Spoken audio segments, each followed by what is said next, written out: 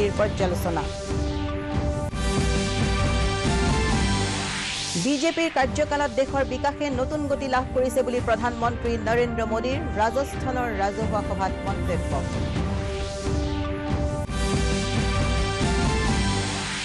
যোৱা 28 জানুৱাৰীৰ পৰা অনুষ্ঠিত অসম বিধানসভাৰ বাজেট অধিৱেশনৰ সামৰণি, সদন অনিৰ্দিষ্টকালৰ বাবে স্থগিত।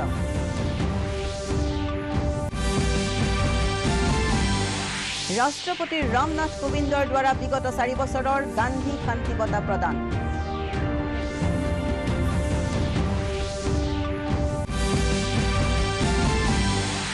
আৰু কাইলৈ বাংগালুৰুত ভাৰত আৰু অষ্ট্ৰেলিয়াৰ মাজত দ্বিতীয়খন T20 ক্ৰিকেট খেল।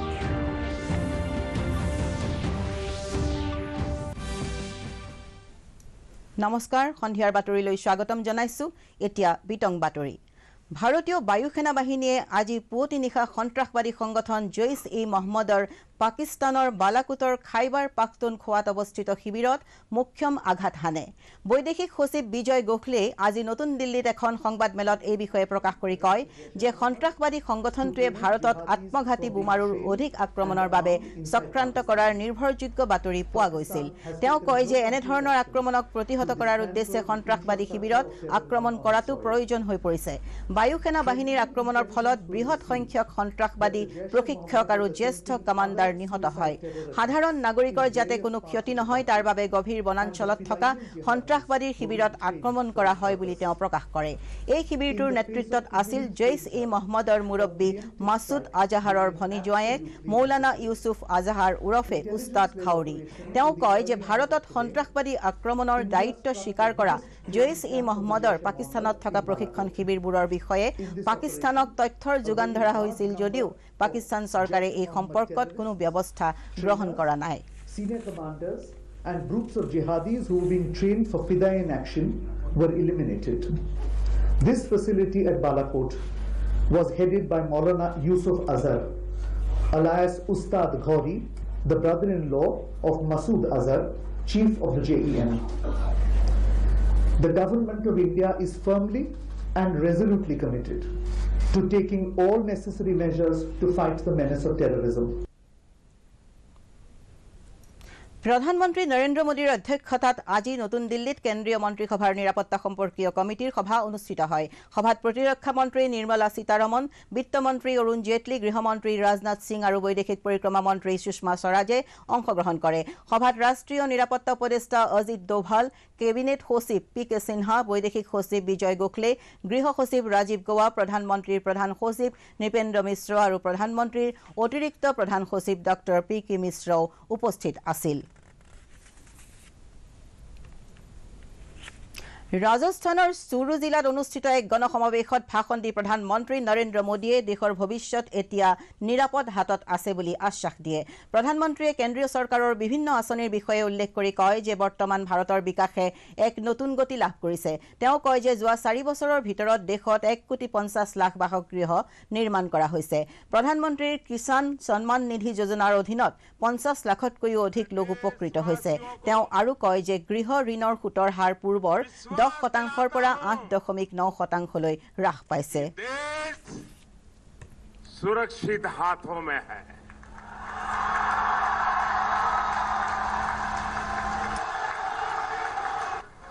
और चुरू की धरती से मैं देशवासियों को फिर से एक बार 2014 के मेरे इन शब्दों को मां भारती के वीरों को नमन करते हुए आज मैं फिर से दोहरा रहा हूं। सौगंध मुझे इस मिट्टी की,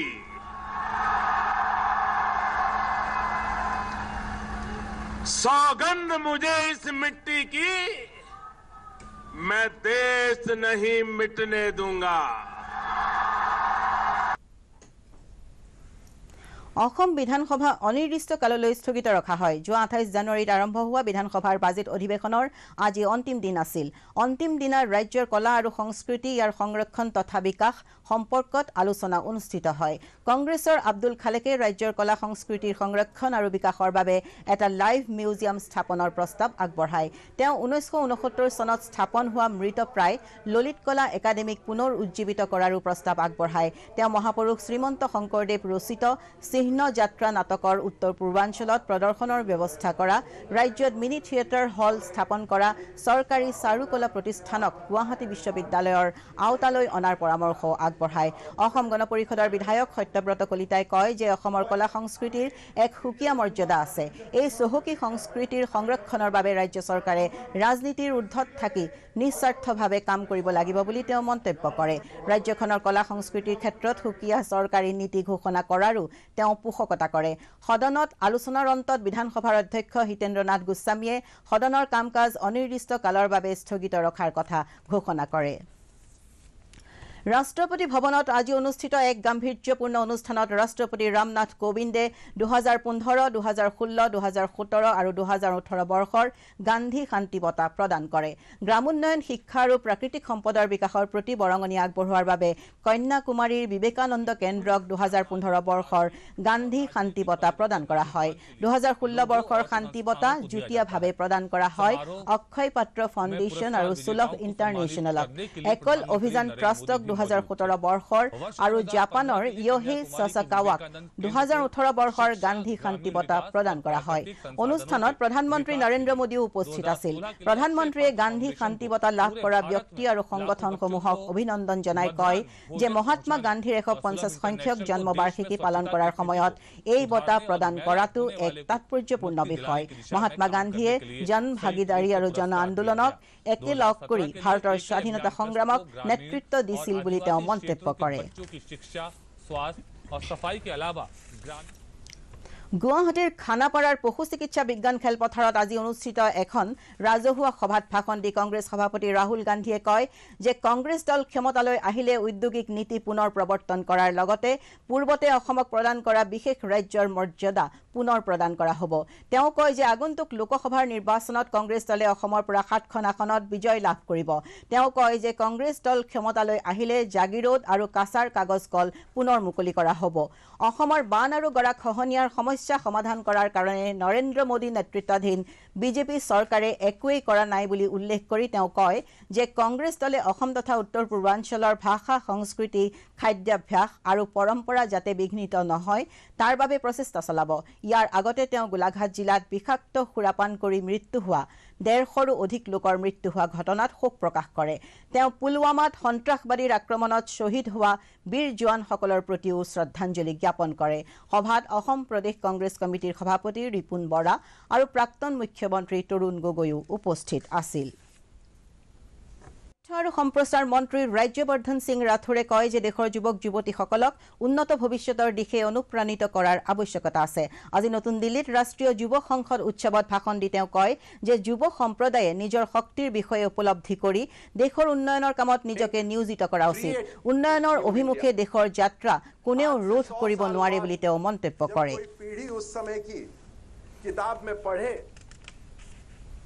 নুমলীগড় শোধানাগাৰ লিমিটেডৰ পৰিচালন সঞ্চালক SK বৰুৱাই আজি অসম বিধানসভাৰ মুখ্যমন্ত্ৰীৰ কাৰ্যালয় কক্ষত মুখ্যমন্ত্ৰী সৰ্বানন্দ সোণোৱালক সাক্ষাৎ কৰি 2018-19 বিত্তীয় বৰ্ষৰ বাবে 77.2 কোটি টকাৰ দ্বিতীয় অন্তৰ্বৰ্তী লাভাংশৰ চেক প্ৰদান কৰে। কোম্পানীটোত থকা ৰাজ্য চৰকাৰৰ 12.35% ইকুইটিৰ বিপৰীতে এই লাভাংশ প্ৰদান কৰা হয়। উল্লেখযোগ্য যে নুমলীগড় শোধানাগাৰে চলিত বিত্তীয় বৰ্ষত এতিয়ালৈকে অন্তৰ্বৰ্তী লাভাংশ হিচাপে ৰাজ্য চৰকাৰক 127 কোটি 15 লাখ টকা প্ৰদান কৰিছে। অনুষ্ঠানত উদ্যোগ আৰু বাণিজ্য মন্ত্ৰী চন্দ্ৰমোহন পাটোৱাৰী, মুখ্যমন্ত্ৰীৰ আইন উপদেষ্টা শান্তনু ভৰালী আৰু নুমলীগড় শোধানাগাৰৰ জ্যেষ্ঠ বিষয়াসকল উপস্থিত আছিল।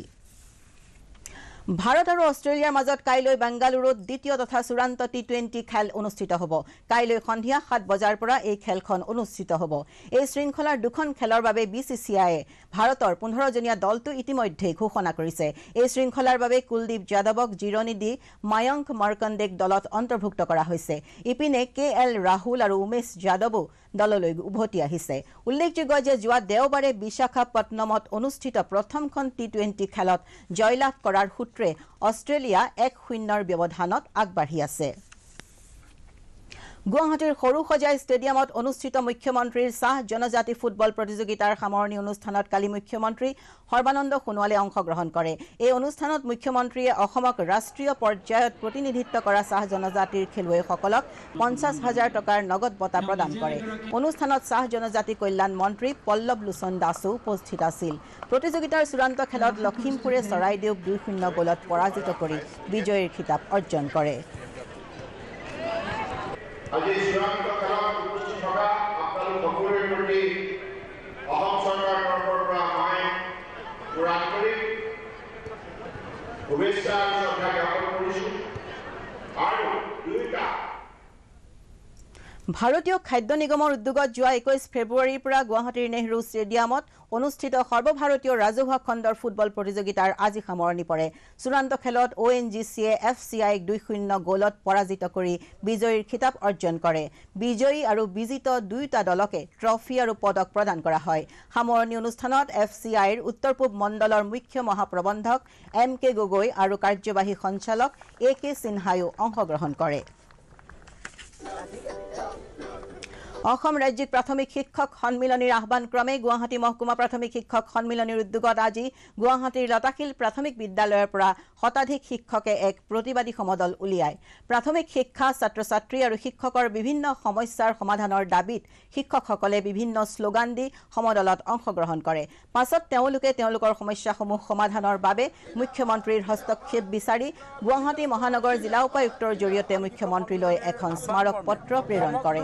দৰং, গোৱালপাৰা, শিৱসাগৰ, ওদালগুৰি আদি জিলাতো শিক্ষক সন্মিলনীয়ে অনুৰূপ প্ৰতিবাদী কাৰ্যসূচী ৰূপায়ণ কৰাৰ বাতৰি আমালৈ আহিছে। প্ৰধান কথাটোৱে হ'ল যে মাননীয় শিক্ষামন্ত্ৰী ডাঙৰীয়াই 19 জুন 2018 তাৰিখে অসমৰ প্ৰাথমিক বিদ্যালয়ৰ ছাত্ৰ ছাত্ৰী আৰু শিক্ষক শিক্ষয়িত্ৰীৰ সমস্যাসমূহ সমাধানৰ কাৰণে 45 দিনৰ সময় লৈছিল।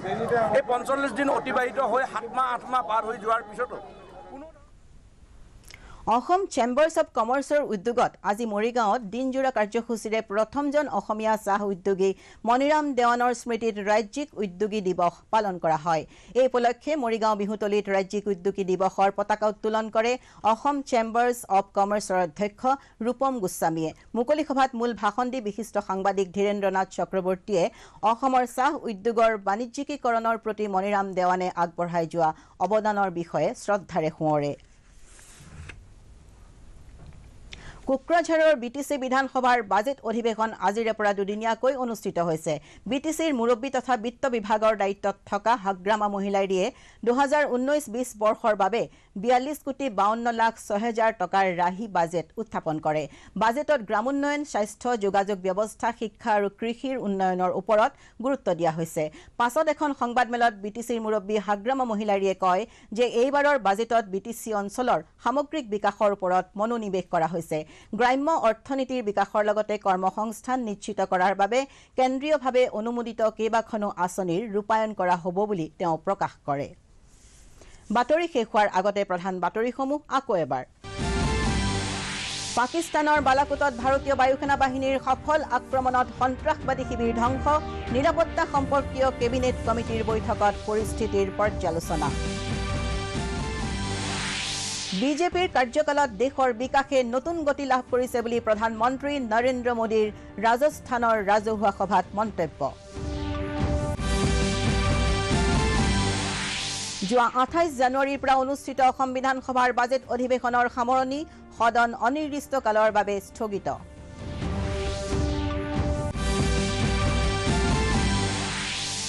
ৰাষ্ট্ৰপতি ৰামনাথ কোবিন্দৰ দ্বাৰা বিগত 4 বছৰৰ গান্ধী শান্তি বঁটা প্ৰদান।